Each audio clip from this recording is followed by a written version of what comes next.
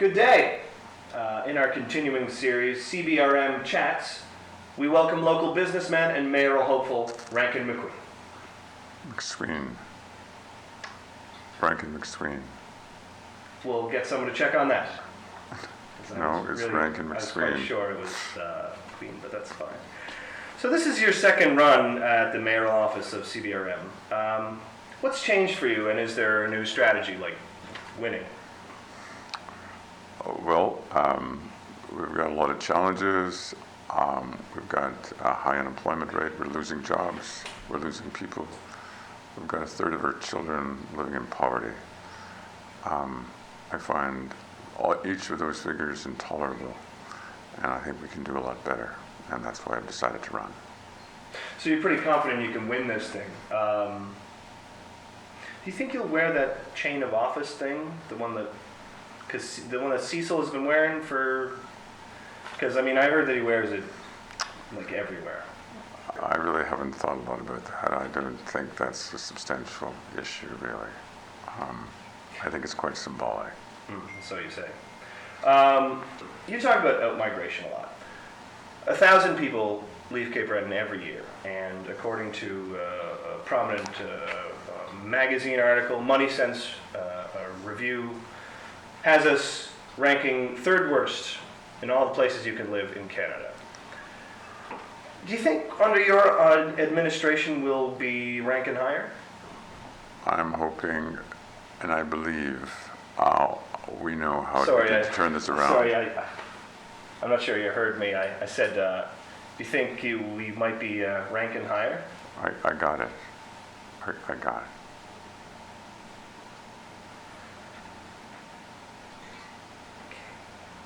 The idea of a container terminal is foremost on everyone's mind. But with marijuana becoming legal any day now, do you think that a container terminal can survive on counterfeit handbags and beluga caviar alone? I don't think that. I find it very difficult to follow that line of thinking of yours. I think a container terminal is a good concept. I think the business case has been made, and I think if the deal is done right, I think it holds promise. It's not our only opportunity, but it is an opportunity, and I think it's worth pursuing. What did you play in the Rankin family, and were you upset when they broke up and then reformed without you? No, you misunderstand. I wasn't part of the Rankin family. Oh, sorry. Not the Rankin family, I meant the Laurentian group. Well, I was a member of the board of directors of Laurentian, yes. Sure. You're a very tall man. Do you expect taxpayers to foot the bill to raise all of the doorways in City Hall? Follow-up question.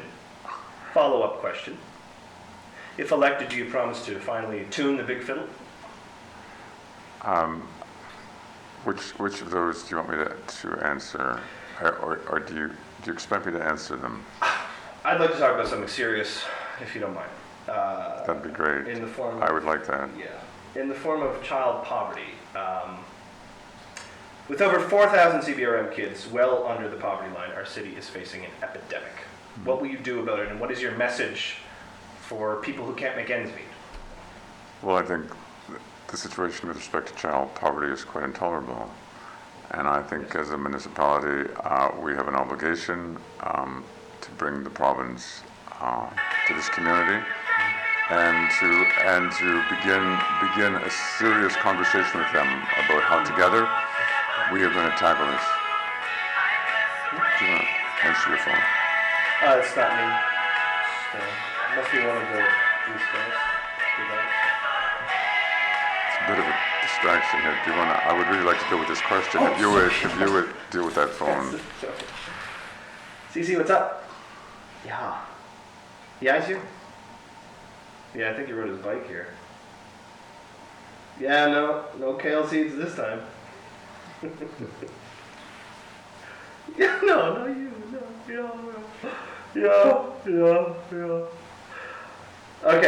yeah. Okay. Yeah, he's still here, so I gotta go. Okay. Great. Okay, bye. I would like to continue with that issue of child poverty. I've got a good one for you here, Mr. McQuaid. This is an important issue for me. Some have Very- suggested that the mayoralty of CBRM is just a stepping stone for you. Will you make decisions based on the needs of voters or ideological ones to lay a foundation for your later career in a federal party? I have no interest in this whatsoever in going on into other, the job I'm Oh, interested in. sorry, is, no, that's for somebody else. CBRM has some of the highest property taxes of any municipality, and many feel that that's not measuring up. Does that sound about right to you?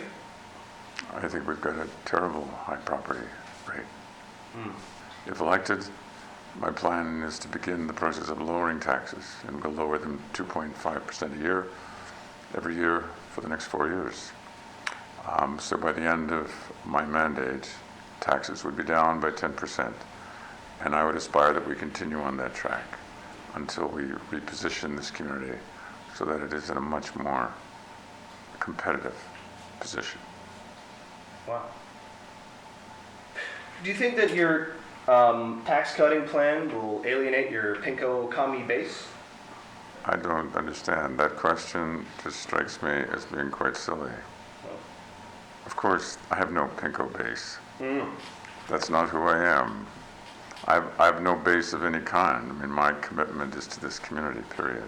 How do you think your buddy here will feel about that? Can we just can we put that up there? Yeah. So Clearly, that's been doctored. I mean, I wasn't even alive. That is quite ridiculous. is it? It is. Yes, it is. What about this? Can you explain this? Can we just number 2 there? Can we just I mean, can you explain? again, Please explain that. that's unexplainable. Again, it's completely doctored. You're on record as having said that an unmowed lawn should be punished with the death penalty. Death for dandelions, you say. Isn't this a bit extreme? I never said anything like that. I would never say anything that ridiculous. You don't think there should be any punishment at all for an unmowed lawn? That is not my priority. That is certainly not the priority of any municipality I would lead. Meet me in the middle here. Come on. No, I'm not. That is ridiculous. I'm not meeting you in the middle. That's insane. That is completely Well, insane. I'll tell you what's insane. I mean, some old lady's going out to get the paper, and a leap of orangutans jumps out from the unmowed lawn, and all of a sudden she... Well, I want to thank you very much. I appreciate your coming in, and good luck to you. I'm really not sure this was a good idea, really. We'll let the voters decide.